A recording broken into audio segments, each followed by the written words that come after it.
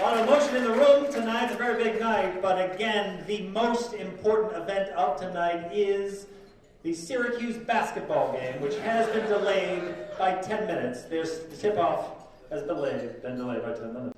We have one more Hall of Famer to indoctrinate here at WJPZ, and so to tell us a little bit about him is a classmate from the class of 1998. Won't you please welcome the lovely and talented Jaime Bell, ladies and gentlemen.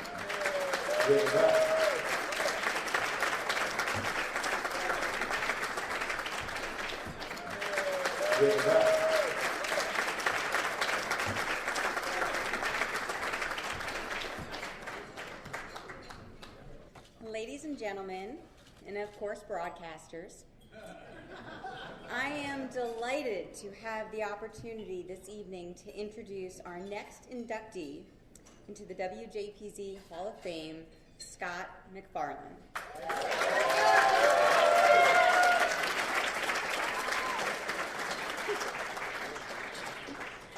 I met Scott our freshman year in 1994. Now, unlike many of you in the room tonight, I did not come to Syracuse for Newhouse. I didn't come here to be on the news or to do play-by-play in sports. Syracuse was actually my first stop on my way to becoming a lawyer. I did, however, love music. I really enjoyed it, so I thought I'd check out this college radio station I'd heard so much about. As many new students, I came into the studio and I was really most intrigued by the music and what we who are old here call carts. I've included myself in that category. So this cart is something that I paid a lot of attention to because when I looked at it on the wall, I should back up. For those of you that don't know what a cart is because you're too young, this is what we played music on. I saw this and I said, oh my gosh, this is one of my favorite songs. And nobody in the room really knew what it was except for Scott MacFarlane. And he looked at me and told me it was one of his favorite songs too, September by Earth, Wind & Fire. Now, I knew at that very moment, not only had I stumbled upon a fun and exciting learning environment that would challenge me, but I also found the place I'd meet some of my very best friends. And my very first WJP friend was Scott MacFarlane. We were very fast friends, and from there we became WJPZ colleagues. And Scott was, if you can believe it, very persuasive and savvy even back then. And he convinced me to take on one of the most coveted spots in the staff on the radio station, assistant legal director. I learned a lot from him. I learned how to do the transmitter readings, how to suspend people, and yes, I did learn about Mr. Oldfield. But he encouraged me, like he has with so many others, to take even larger roles at the greatest media classroom, not just in the United States, but in the world. Being part of the class of 1998 with Scott, I had the privilege during college to watch him excel both on the air and off. During our time at Syracuse, Scott received numerous awards from Newhouse. He DJ'd on Y94, he became the news director at WJPZ, and as many of us remember, he was there to flawlessly run the board when 89.1 The Pulse launched. Since graduating, Scott has skyrocketed in the industry. And honestly, it would take me hours to tell you about everything he's achieved. So instead, I'm going to summarize Scott MacFarlane as best I can. Now, you know in the entertainment industry, we talk about the triple threat. You've got to be able to act, sing, and dance. I think the same is true for a successful television reporter. You need to be able to write, you need to be able to interview, and you need to be able to broadcast. And there is no doubt that Scott is exceptional at each. Scott has written countless articles. He's precise, to the point, and is a perfectionist when it comes to the written word. While in college, I can recall Scott actually reviewing something I wrote, and I will tell you, it was not a pleasant experience. He scoffed at my sentence structure, told me I was far too wordy, and nearly fell off his chair when I ended a sentence in a preposition. thing I can tell you I have never done again. Scott's interviewing is really second to none. His interviews are based on keen understanding of the subject matter he covers. Now, there's no doubt that when Scott departed from the traditional path of a news reporting in 2005 to the role as communications director in the U.S. House of Representatives, he did something so he would learn things differently than most of us do. Instead of looking from the outside in and being a reporter, he learned things from the inside out. He learned the ins and outs on the Hill, and this undoubtedly set the stage for him to become the investigative reporter and interviewer he is today. After all, Scott's interviews have led him to the White House.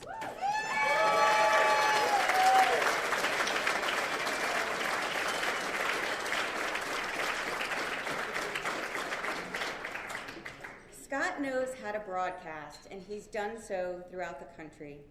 From his early days here in Syracuse, from Detroit to Cleveland, and Kalamazoo was in there at one point, and now during this last decade reporting from our nation's capital, Scott has brought us thought-provoking, important, hard-cutting news and has truly made an impact.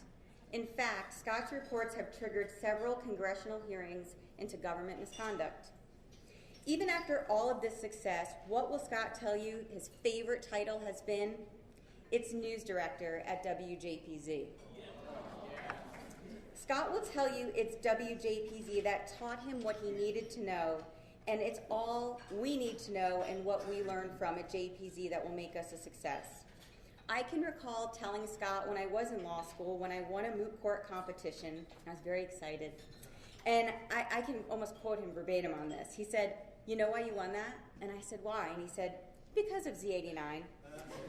Being on the air taught you that anything important you need to say, you can say in 10 seconds or less." So why is Scott being inducted tonight? Well, he can write, he can interview, and broadcast like no other. He's our triple threat. And actually, while I'm not sure about his acting or singing, I do know that he can also dance. So be sure to keep an eye out for his famous shoulder shimmy should he show it to us this evening. But seriously, it's more than just what he's accomplished. It's gotta be my dad's coat. It's really about what he gives back to those who wish to follow in his large, and I mean this both figuratively and literally, footsteps. He produced a phenomenal documentary on the history of WJPZ.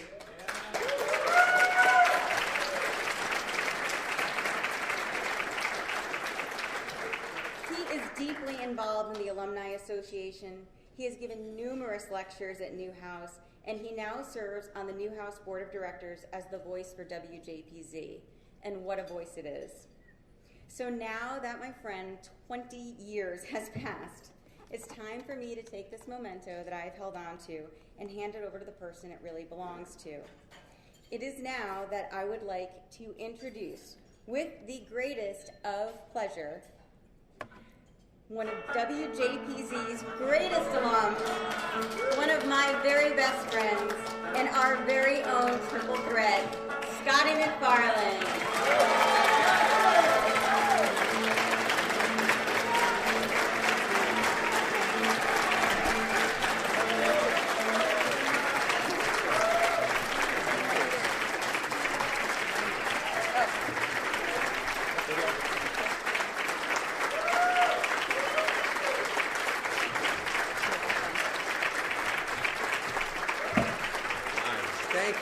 Thank you. All right. Immediately we have a problem because, let me show you something. Jaime gave me this. Without coordinating, I brought my own. We didn't talk about that. You can't see this, but students, it doesn't matter. You don't know what these are. These are blue carts on which we played music. Jaime brought me September. It is my favorite song. I brought the second song I ever played at WJPZ.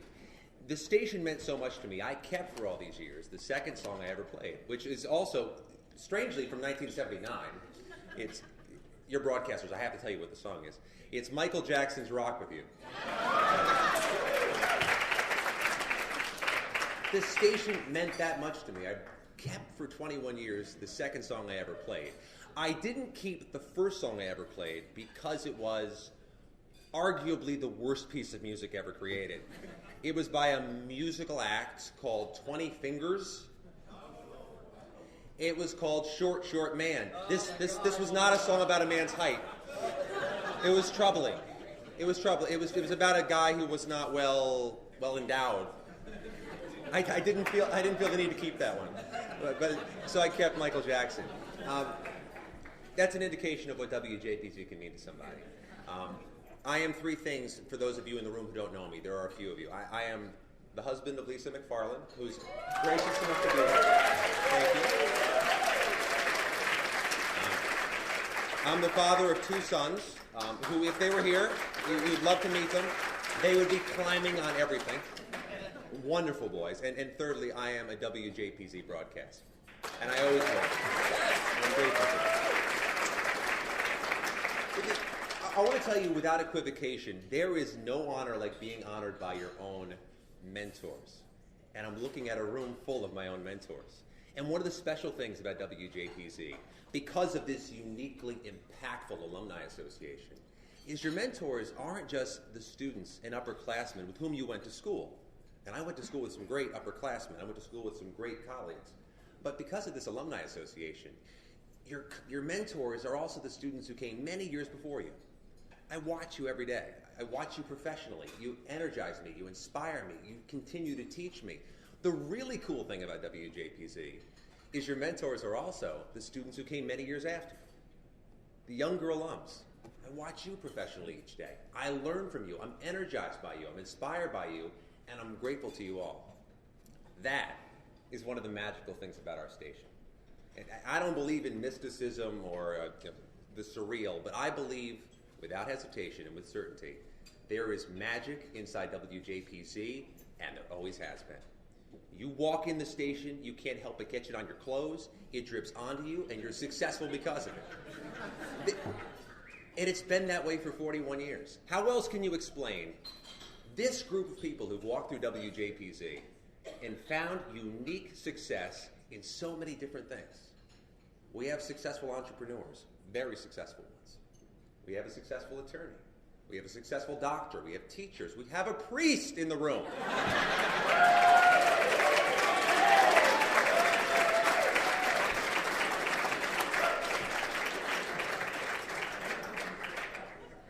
Father, if I had told my wife yesterday you were going to be here, she would have come to you for special dispensation to go to Dinosaur Barbecue on a Friday. So I kept that secret till today. We also, by the way, have a ton of successful journalists and broadcasters. A ton. And that's part of the magic of WJPZ. WJPZ has created families, marriages, children. It's magic. Conceivably, no children who were conceived in the station, but there's time. That could still happen. And it's a magical, ambitious idea, and it was from the start. Their thinking in 1973 was, let's create a student-run radio station that's better than the professional competitors, that's professionally run, that's professionally focused, and it continues through generations without interruption, continuing to sound the way it needs to sound and the way it sounded for so long. That's magic. It's magic in 1973, 74, 75, when they built the transmitter through a pile of parts that was laying outside WAER. Built it by hand. Got it on the air. I can't even turn on my DVD player right. God bless you all for doing that. In the late 70s and the early 80s, the alumni who kept this thing going, they took that first handoff, that fragile handoff from the founders, and they sustained it. Our alums from 1984, 85, and 86. Rocco, Dano, Mary Mancini, my fellow Hall of Famer, Eric Fitch, Chris, Jonathan, Mark Humble. You had a really ambitious idea. We're going to put this radio station, which, by the way, doesn't have a dial position right now, on the FM dial. A bunch of kids are going to apply to the FCC to get an FM radio license. A bunch of kids who, by the way, brought booze into the station for the launch of this are going to get an FCC license. And you pulled it off. Oh, by the way, you got an FM transmitter. And oh, by the way, you got enormous ratings. How is that anything short of magic? Without warning, without preparation, without training, our class of 1988, 89, and 90, Scotty Meach, Rocket Ross, without warning, you helped guide the campus through Pan Am 103. Professionals have trouble with that. You were the gathering place. You were taking the calls. You were passing along information. You were so wildly relevant, and you weren't trained for it, but you did it. There's magic involved with that somehow in some way. And the classes that would follow you and get ratings. Dave and Beth Gorab, you gave away a car. Unpaid students.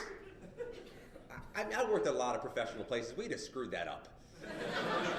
We just screwed that up royally. And not to be outdone, the classes after you did it again, because you led by example. And they pulled it off, and they did it well. All this feels magical. I watched two good friends of mine execute a polished professional format change. Students, without a penny, you did it. Not to be outdone, a couple years later, I watched students do it again, and do it marvelously. We shouldn't be capable of the things we've done, and we continue to do them. I watched my friends, my good friends from the class of 02, move the station into a brand new facility. And not to be outdone, class of 2012, 2013, 2014, you all did it again. And you did it well. Professionals struggle with these things. Radio veterans can struggle with these things, but we always pull them off.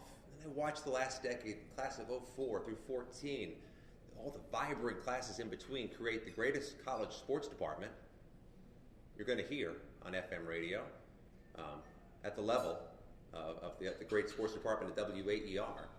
And I hear us on iHeartMedia. I watch us on social media. I hear the station evolve. I'm so proud of you, but more importantly, I've learned so much watching you. All of these things happening at the same place for 41 years is nothing short of magic. I'm glad to have touched the magic of WJPZ, and we all should be grateful for the people who founded it. But here's the thing. This Alumni Association might be equally magical. If WJPZ is the greatest media classroom in the country, this thing right here in this room is the greatest alumni association of any organization on any college campus in America. You should watch. I've had a good view from the board of directors of this group. You should watch this group move if one of us loses a job. You should watch the rest of us swarm like a MASH triage unit with recommendations, referrals, job leads, job offers. On the hardest day of my life, 5 years ago, when my father died, it was your calls, it was your emails, it was your text messages, your calls that struck just the right chord. And Lisa and I were so grateful for that. That's where the real special part of this Alumni Association became clear to me. And during the good times, when one of us accomplishes something great, first pats on the back, or at least the funniest ones, always come from the WJPZ Alumni Association. I know I've got a lot of friends, but you're the ones who know my kid's name.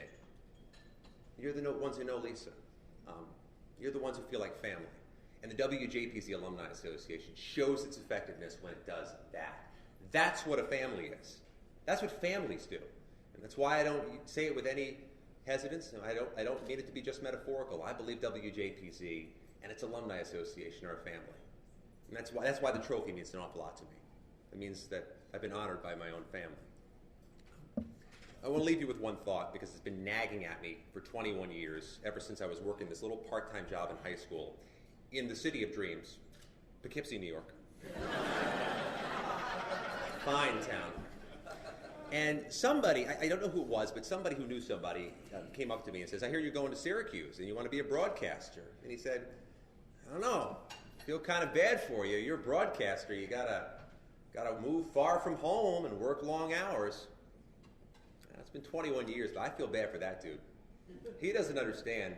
Broadcasting is great because it sometimes requires you to move far from home, to meet new people, to experience new things, to find an adventure you otherwise wouldn't find. Sure, we can work long hours. It's less painful when you love your work. I feel bad for people who never broadcasted at WJPZ. Dr. Wright, they don't understand that feeling. First time you crack open a microphone, that unmitigated energy, they'll never understand that. We understand that. I feel bad for people who never broadcast at WJPZ. They don't understand what true camaraderie is, what true teamwork is.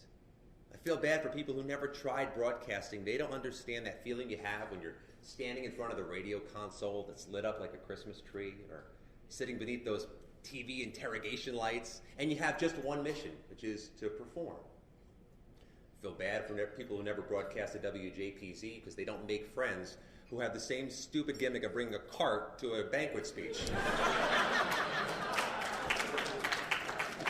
There were clearly some security problems in the station in our era because we're just walking out with carts and nobody seems to care. I mean, the playlist apparently was being adjusted. As I got Michael Jackson, you got Earth, Wind, and Fire. And I'm not sure why in 1995 this current hits radio station was playing Best of the 70s. But we survived.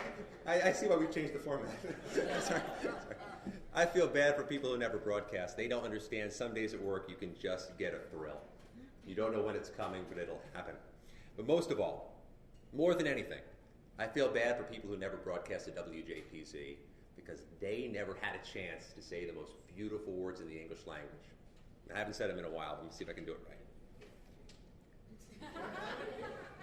You're listening to WJPZ, Syracuse. Thank you, friends.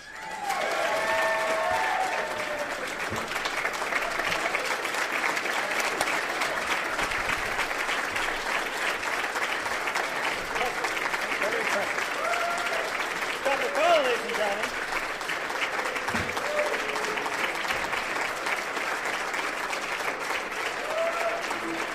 Our Hall of Fame is bigger by two. Once again, ladies and gentlemen, Scott McConnell.